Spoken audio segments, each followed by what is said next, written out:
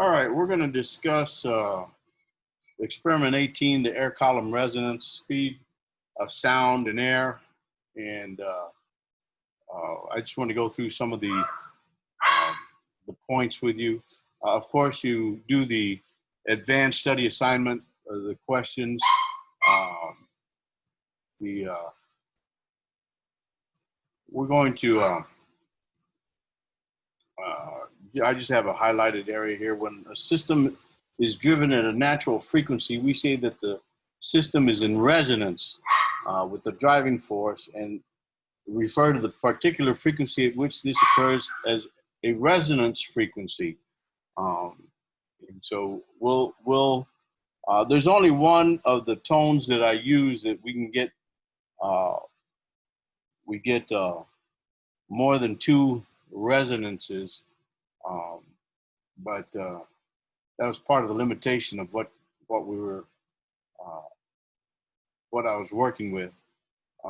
So I want you to read the theory, and you can see that when a tuning fork, remember we talked about compression and rarefaction of a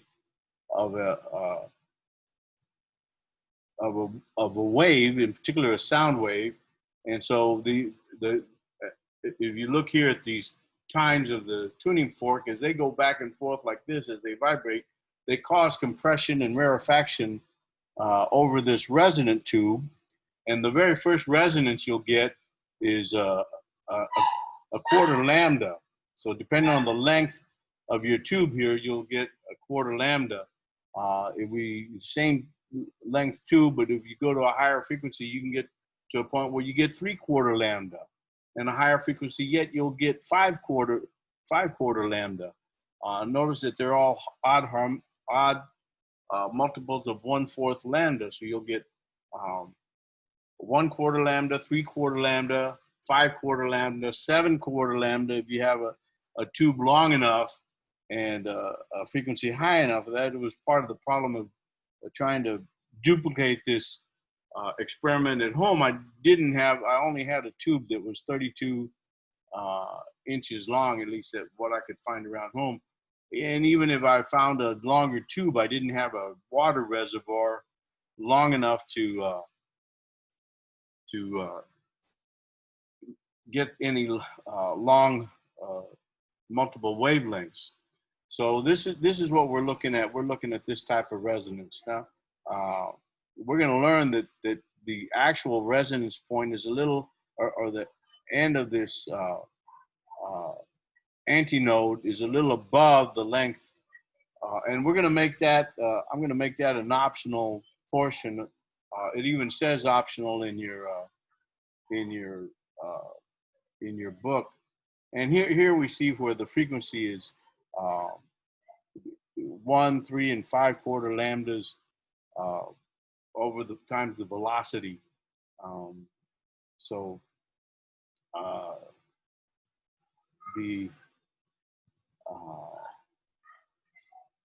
Let's see what else we going through the procedure. Now I didn't use an unknown frequency, so you can skip steps 7 and 8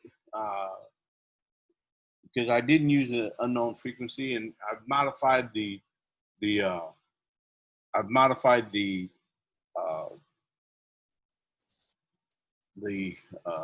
data table to reflect that.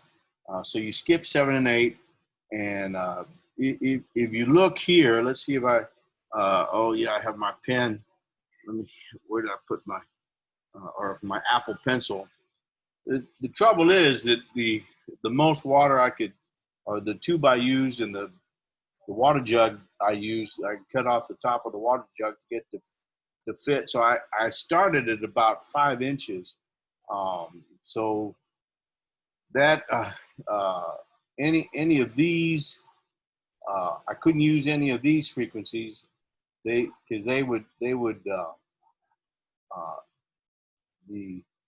didn't have a tube short enough where I could find that resonance at this point, and it was only 32 centimeters. So that precluded me doing any of these frequencies. So I couldn't do these, and I couldn't do these. So that left me, I did between 800 and 1500. In fact, I think I did 800, 1050, and 1500, and you'll see that.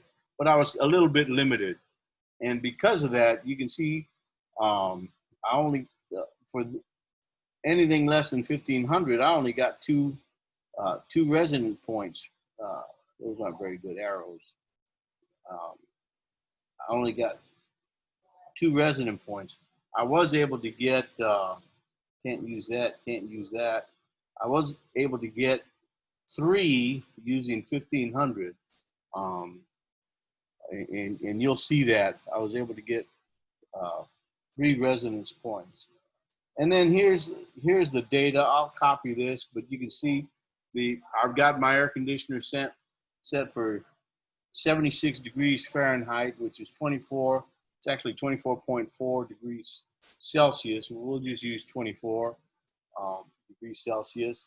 So you use that formula. Where's the formula for the uh, velocity of of sound? You can use this formula, 0.6 times the. I'll let you calculate it out. I'm not going to calculate it out for you. I've already done a lot of the experiment for you. But you use this formula, 18.3, to get the velocity of sound in air for the given temperature that we're using. Uh, so it's about 345, something like that. I don't recall exactly. So I'll give you the temperature. I give you the inside diameter. You'll see why you need that. You need that in the optional area. But you can see at 800, I only got two resonance points. At 1050, I only got two resonance points. And at 1500, I didn't use an unknown frequency. At 1500, I've got three resonance points. And so I want you to calculate the velocity of sound for the three frequencies that I use. You can come up with an average VS, and then the you